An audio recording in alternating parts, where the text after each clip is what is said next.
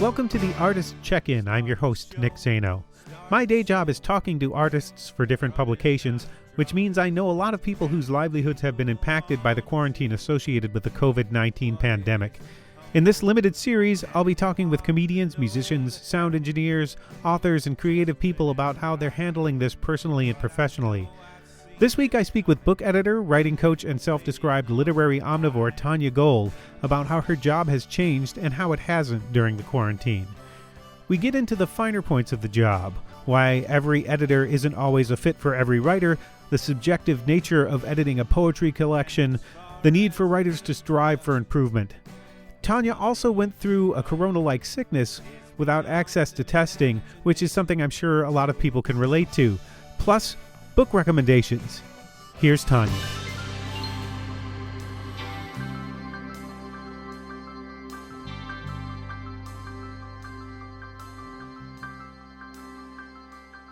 You are by trade an editor and a writing coach.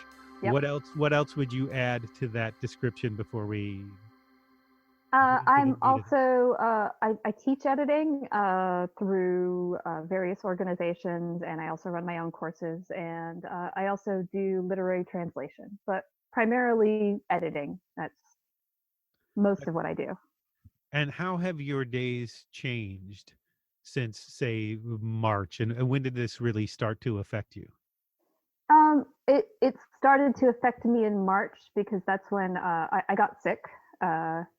So that was probably about a month, coming in waves, and that's when my schedule got completely disrupted. But in terms of day-to-day type of thing, aside from having my partner working from home all the time, things haven't really changed all that much. I mean, since getting better. Yeah. Right. I was going to ask you mainly work from home anyway. So I work from home full time. I mean, I was going to the library, the coffee shops, and whenever my neighbor starts singing the chicken dance to his grandkids outside my office window, I would find somewhere to go. And now it's a little bit more challenging. And that in is terms of that, a very particular song for your neighbor to be singing. Yep, for hours at a time outside of my office window. It's just the chicken dance. Just the chicken dance. Just the chicken dance. So now Could be worse. You're slave to the chicken dance now. Is that still happening, or has quarantine meant that your neighbor can no longer sing? No. The kids still play in the street. The kids still come over to spend the days with their grandparents, which is, I mean, that's their decision, I guess. But yeah, and they still play right outside the street, and the office has windows onto the street. I'm glad that kids are playing outside and that the streets are quiet enough that they have that space, but it is a little bit disruptive. Yeah. Now, do you find that, so you work from home anyways, but do you find now that you can't go out to those other places? Has that changed your routine, or has that been a source of frustration? I mean, the libraries are closed, the coffee shops are closed, and I wouldn't want to go out and expose people. I don't know if I'm still contagious. I don't know if other people have it. I don't know. It's not worth trying to go anywhere else at this point. I mean, I go out for walks, but that's pretty much it. But staying very far apart from people. Is it frustrating to not be able to get out to those places you used to? Yeah, of course. I think it's the case for everybody. Yeah. But it's not worth it. So what would your standard day be under normal conditions? Standard day. Oh. Is there such thing as a standard day? Considering you have editing is the main gig, but there are a lot of day. Yeah, an average day would probably be getting up and reading for an hour. I am not a morning person, and I try and stay on top of literary trends in all the genres I work on. So I kind of dedicate like an hour and a half in the morning to just reading, and then reading while I'm caffeinating, and then just getting to work on whatever I'm working on. It's just sitting at my computer and getting out for a walk, and then getting back to work. And I probably work too much on a standard day. Yeah. Uh-huh. But But you would yeah. have in-person meetings sometimes, Very or rarely, Mhm. honestly. I mean, the biggest thing that's changed for me is a lot of the things that have been getting canceled, like events. And so I had a bunch of speaking engagements lined up, and those are, it's hard to quantify how that impacts my work because it's all about networking and making connections, and those connections end up turning into leads for projects, and those leads sometimes turn into work. So I've had 4 or 5 speaking engagements already canceled this year. Mhm. So yeah, yeah. And I mean, then just generally going to events, literary events around the city, Mhm. that's also like, well, all that kind of networking is gone. So it's more just, long-term impact of this type of thing, financial, uh, that kind of thing. Yeah. Mhm. Is it having a negative financial impact? Not yet, but I'm usually booked. I'm used to being booked about 3 months out at least. Mhm. And now I'm booked to the end of June. Mhm. So that's, it's better than a lot of people. Yeah. I still have some stability. I lost a lot of time when I was sick, but I had a decent year last year, so I was, able to pay the mortgage. Mhm. Um, and I'm doing okay. I'm not too worried about a little bit more downtime, but it is disconcerting. Mhm. But also, I kind of feel like the leads will happen again. It's just a matter of people figuring out this financial instability and determining whether or not um, they're financially comfortable in investing in somebody like me Mhm. from an individual standpoint. Luckily, I also work with publishers, and that work is still pretty steady because the publishing industry in general is um, still doing okay, which is Mhm. awesome. Yeah. What is the split between, say, independent authors and maybe larger publishers that you work with? It depends. Last year it was probably about 50-50. The year before that, probably about 80, um, 80% independent. It's really about who gets to me first and who gets on my schedule first. Mhm. Yeah. And the independent authors, is Hmm. that the section of your business that you would be most worried about in the next few months, considering these are people who probably have other jobs and may have to be doing other things and may not be able to devote their time as much to writing right now, whether Yeah. they're trying to be in-home parent teachers or trying to find another source of income.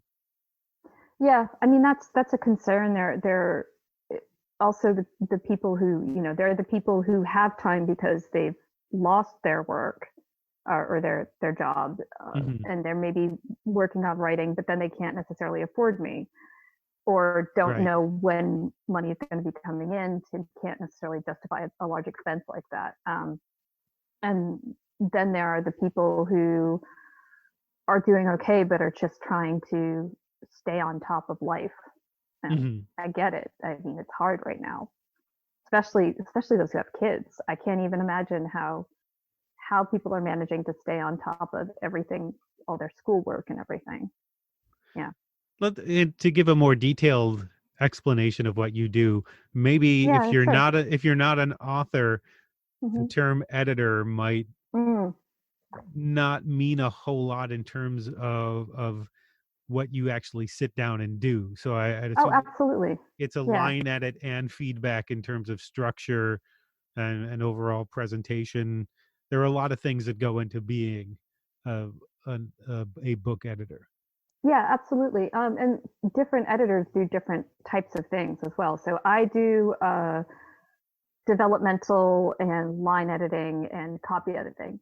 So that's and in addition to the coaching. So people come to me sometimes with a half finished manuscript and say, uh, "Can you take a look at what I have and help me get to the next step?" Sometimes it's with a finished manuscript, and I'm giving advice on marketability and how, what kind of expectations are for certain genres, and if you're meeting or deviating from those expectations in a way that works for the manuscript. And then there's working with and this is probably what most people think of when they think of an editor, is somebody who also works with the language.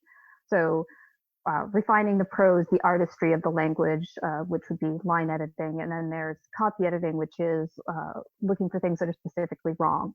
Or we talked a little bit about style guides earlier, which is, making sure that things are consistent to a certain style, a certain type of spelling, a certain type of punctuation, that kind of thing.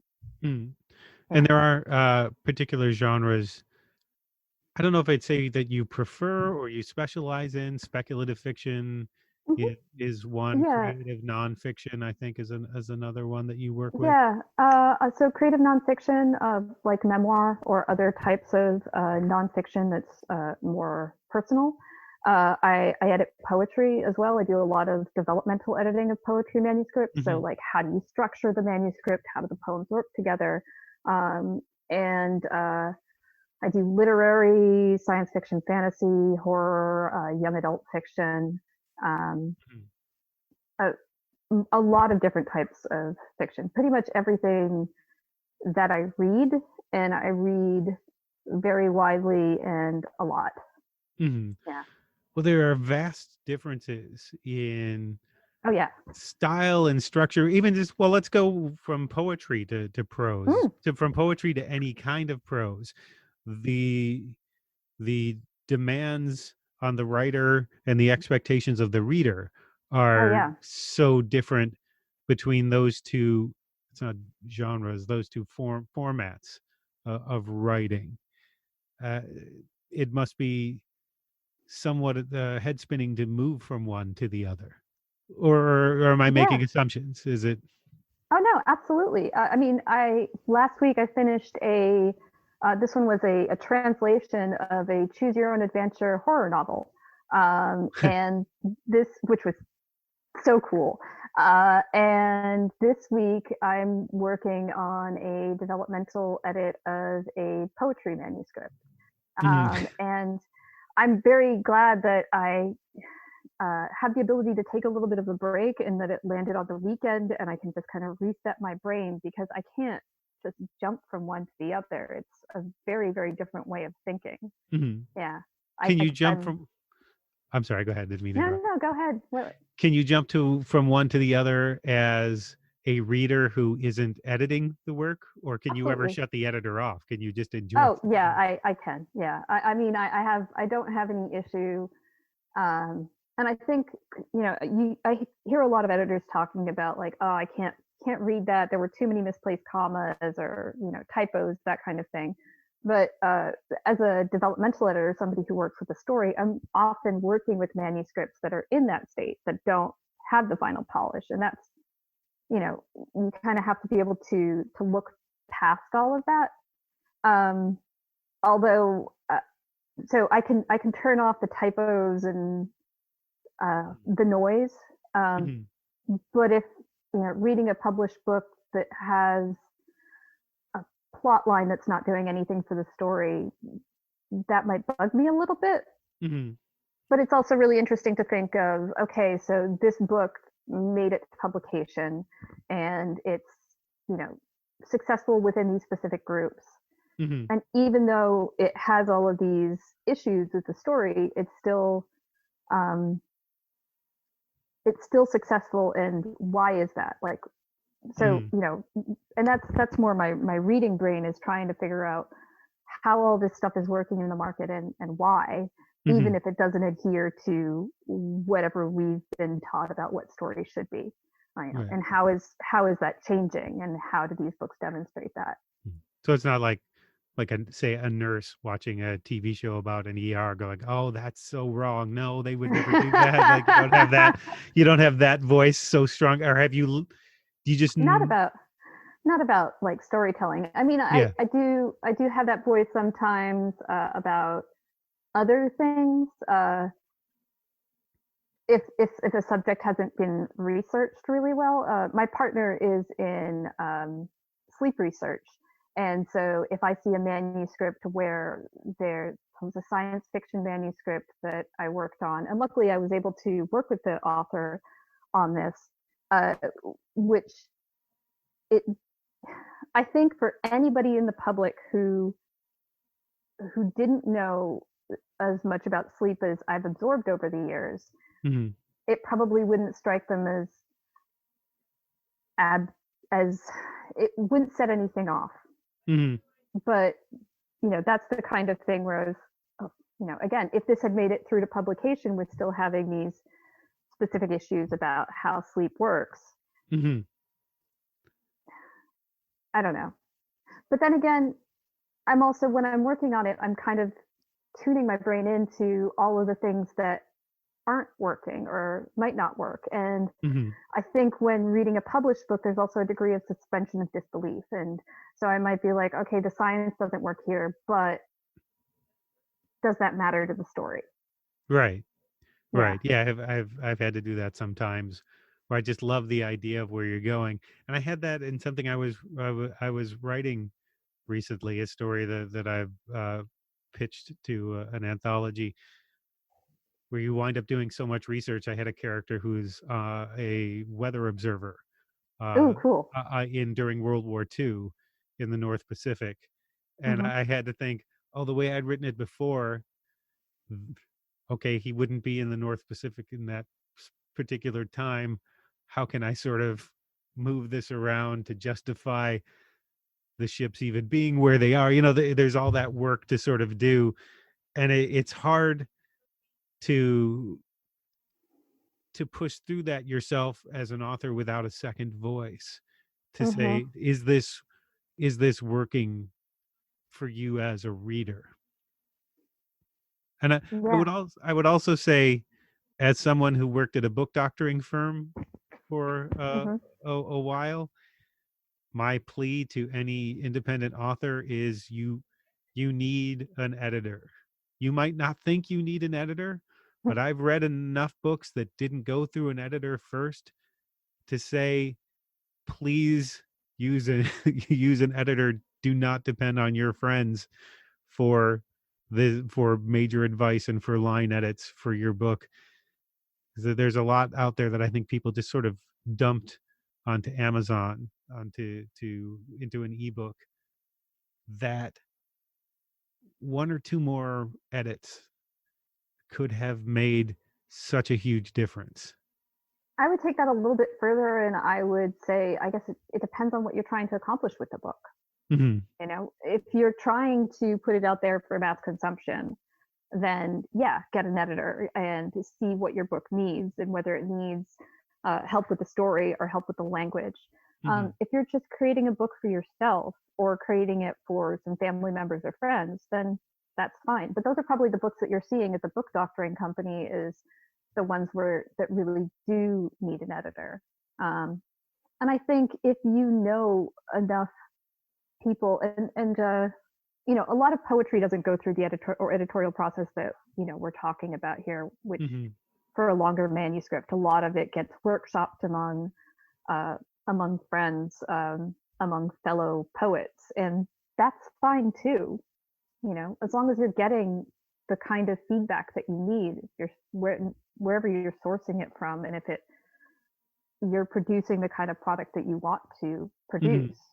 Does that make sense? It does. I I feel would like say, I though. was talking in circles there.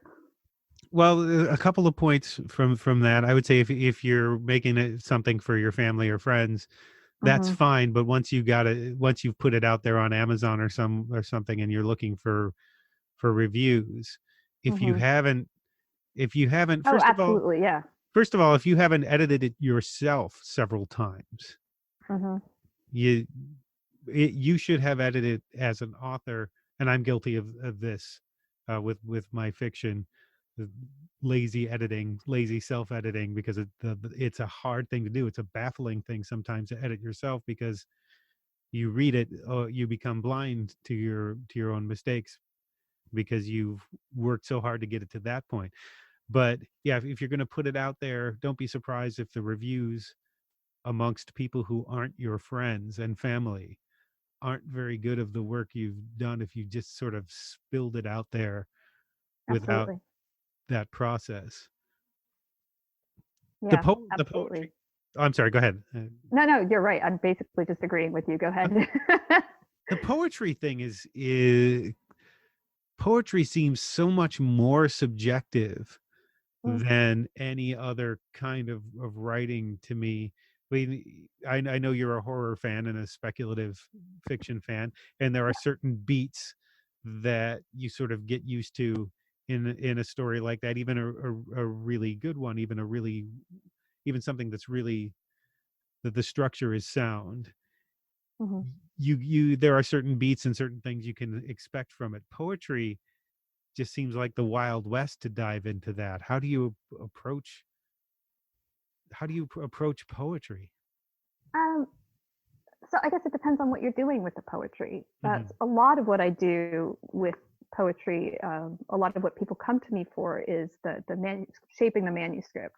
Hmm. So what fits and what doesn't, and how do things transition, and which poems need to be pushed further to kind of fit into a style. And I would compare that more to creating an anthology of fiction, Hmm.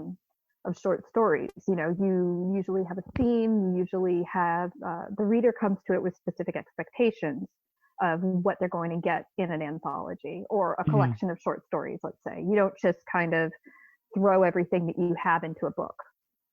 Hmm. You think about how it could be categorized, how content flows from one to the next, Hmm. uh, how how the themes resonate with one another, how um, the style of writing, whether it all works together, all Hmm. of those different aspects.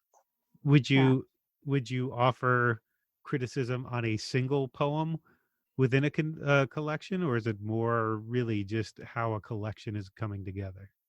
Well, I tend to just from a business perspective, I mean, yes, I do critique single poems, but from a business perspective, the amount of work that goes into just working with an individual client is a lot. So putting together all the process that goes before the actual work.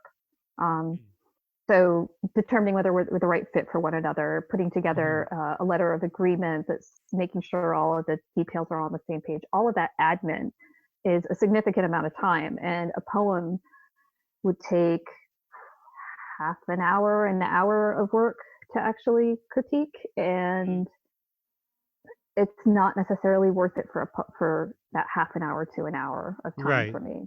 But So within I'll a do, yeah, but in terms of giving that kind of feedback, just so I would set up like, okay, we'll do this many hours over the course of the year, and we can do a poem at a time, and that kind of thing. That I would Mhm. do. Yeah, Or even within a collection, if you're yeah. editing a collection, say giving the feedback on the individual poem Oh and yeah, its structure, absolutely. because it could be, you've written this poem of 14 words and I think you need to take out two is an enormous percentage Oh, of. absolutely. It's just a very different stage in the process. Like in the same way we talked about editing and like big picture versus like the language, going kind of want to look at how everything is working as a whole Mhm. before you go down to cut out these two words here and there. Mhm. Um, because why work on these two words here or there if that poem isn't even necessarily going to be used in the collection or used at all? Mhm. And I just thought of this as we were talking. Mm. Editing is the part of the process that writers hate. How do you become an editor? Where is the joy in editing? Well, I don't. I think a lot of writers hate doing the editing on their own, and a lot of writers have a hard time getting feedback. And fair enough, getting feedback is really, really hard. But for me, it's being able to work with somebody to make their story even better is really, really exciting. It's uh, and I find that it's just a matter of understanding where the writer's at and giving them the feedback and the support that they need. And I feel like that's something that's undervalued a lot in the editing process and in figuring out and in the query process and talking with editors and seeing, if they're the right fit for the project is, Mm-hmm. are they supportive of you and are they communicating in a way that you feel like,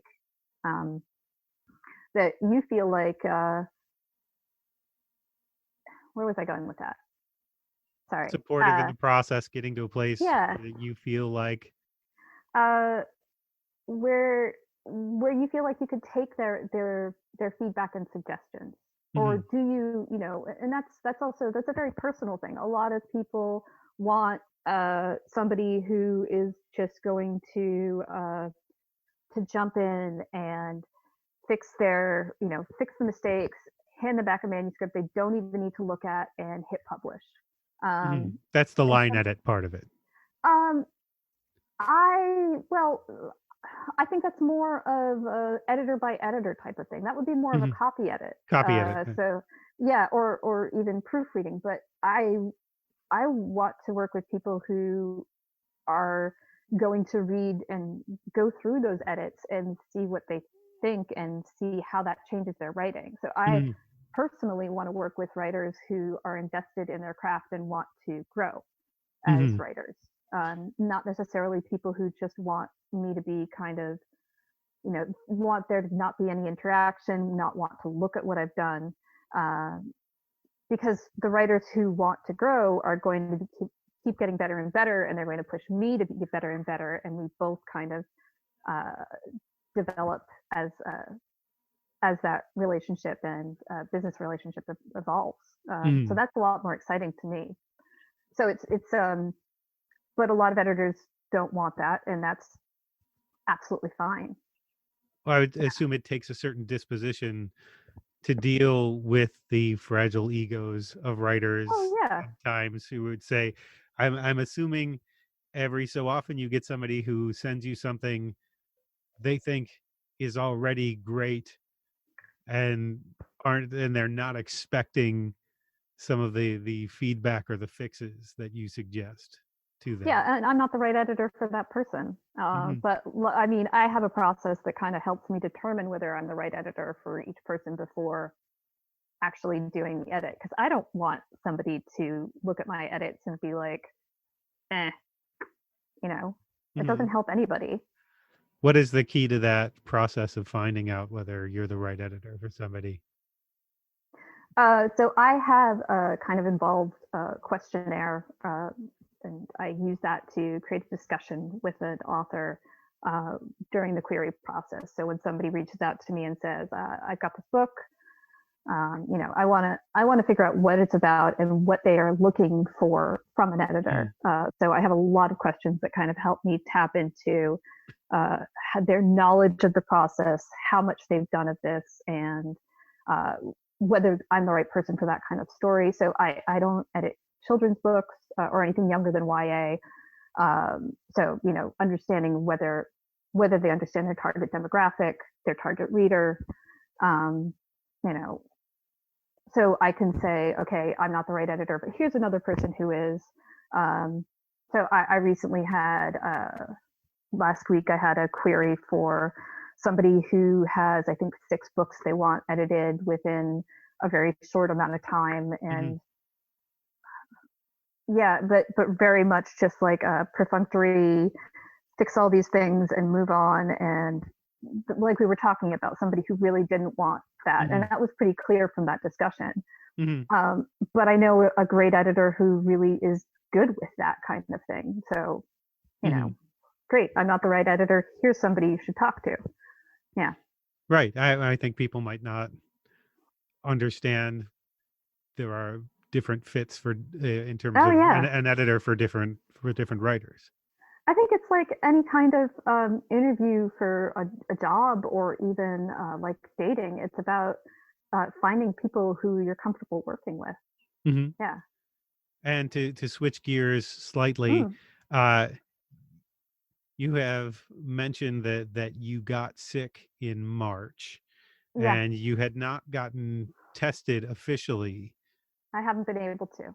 for No. coronavirus, right? But Yeah. your symptoms mirrored uh, the symptoms of the coronavirus. I feel like there are probably a lot of people who've been in that same situation. What was that experience like for you? Oh, it was, well, I mean, I think probably like everybody who's had it, it was miserable. I developed a secondary infection too, which could have been bronchitis, it could have been pneumonia, but we don't know because my doctor said, well, we don't want you to go out there and if you don't have it, get it and get, another infection on top of this. Hmm. So I was out of work for I was probably working a couple of hours a day for about 3 weeks and 2 weeks where I couldn't work at all. I couldn't even get out of bed. So Hmm. It yeah, was. luckily my clients were I was running a class at the time and I had to put that on hold for a week. And my editing and translation clients were really understanding about that and gave me extensions. So that was good. And it was just from an energy standpoint, from a pain standpoint that knocked you out. What was the what was Yeah, it that? Mhm. energy. That was also one of the symptoms that some people get is intense vertigo. So I had that probably about for 4 days. I just Mm. couldn't, even just sitting up, I couldn't function. Mhm. Uh, yeah. So I'm very grateful that I don't live alone because that would have been really challenging to remember to eat and drink and, you Mhm. know, all that kind of stuff, or even be able to get out of bed. I couldn't. Yeah. Well, what kind of precautions were you able to take to make sure your partner didn't also get it? Well, I mean, you can't really. We live in a small apartment, Mhm. uh, so there wasn't really anything we could do. We don't have the space to be able to separate from one another. My partner is has been asymptomatic, like a lot of people, which is wonderful. Mhm. So we're in Cambridge, and Cambridge has just opened up testing for all residents, and we'll probably get that soon. But luckily, we both can work from home, and we don't have to go out. Uh, so we'll probably wait a little bit for all of the people who are working with the public to get that testing first. I'm kind of Mhm. curious to see um, whether whether that was it or just some other hideous virus. Mhm. Who knows?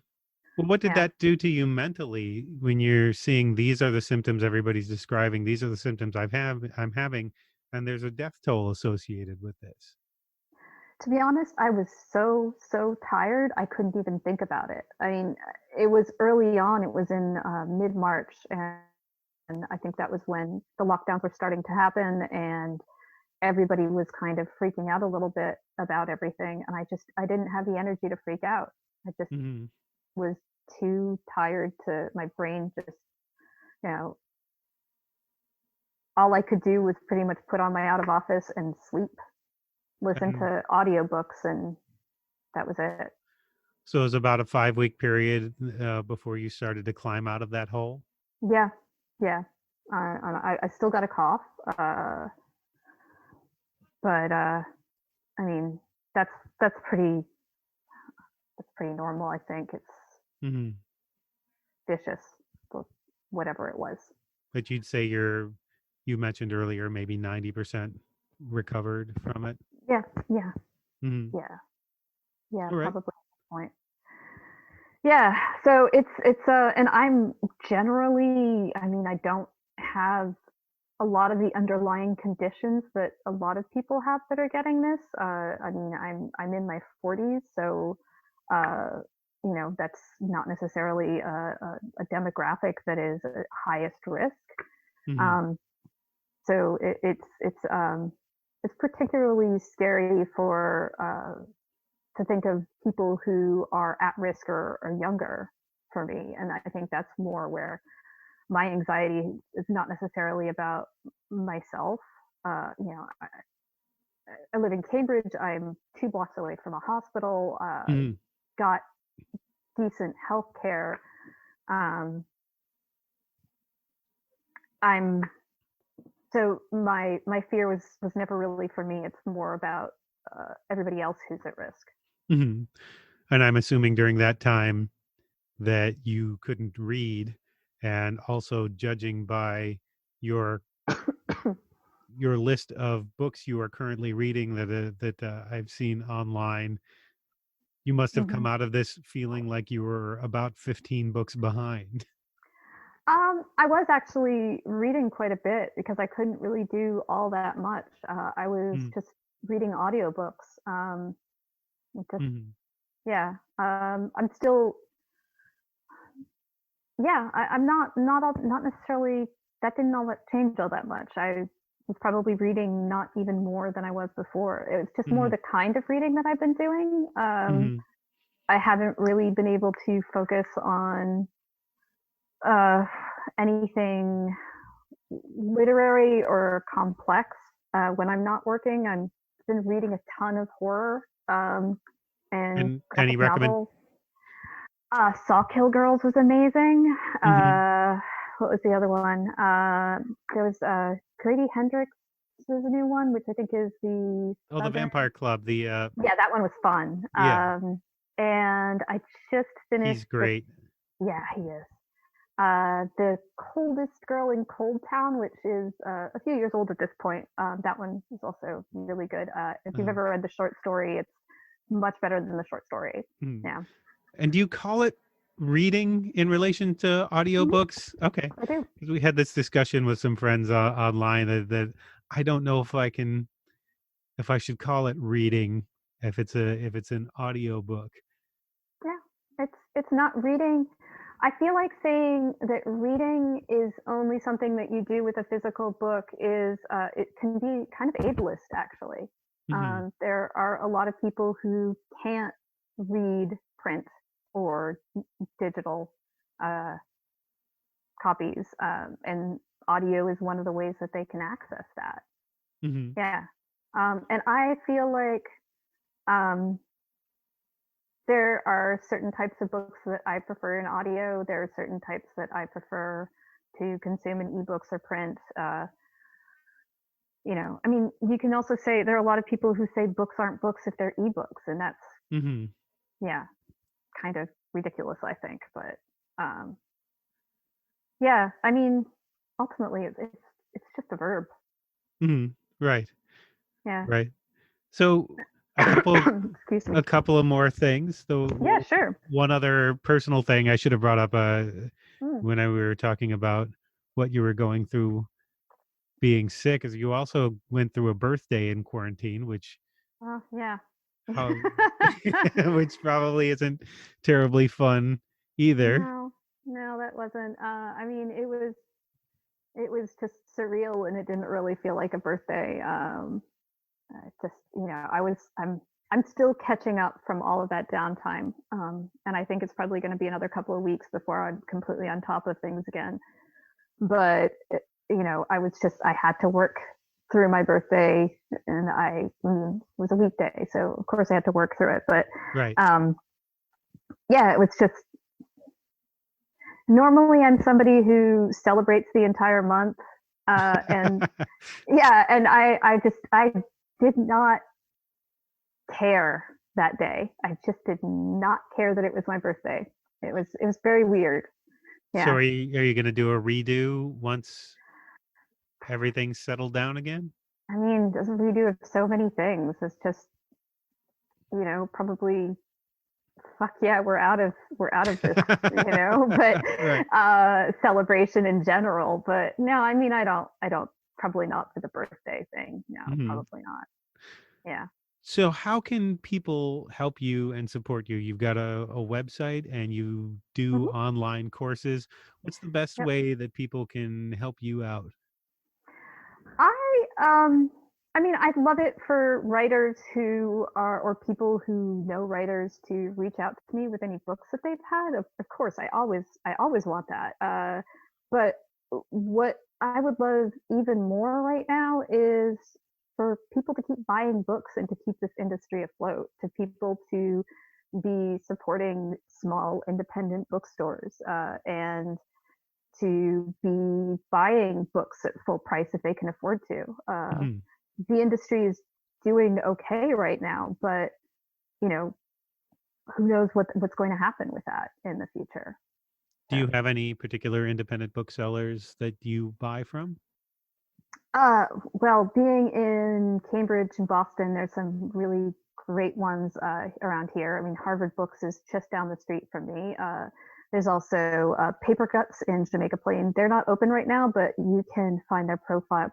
Both Harvard Books and Paper Cuts are have a profile on bookshop.org, which is a they profit share with independent bookstores, and bookstores can also have a profile there, and they get a certain amount of the profits from those sales. So it's a great way of supporting publishers, supporting authors, supporting booksellers. Yeah, I think Bookline Booksmith is still sending out, and I think Porter Square Books is still sending out.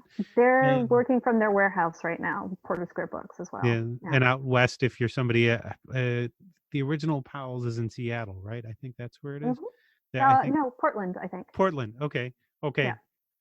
All right. I should have checked this. I wasn't.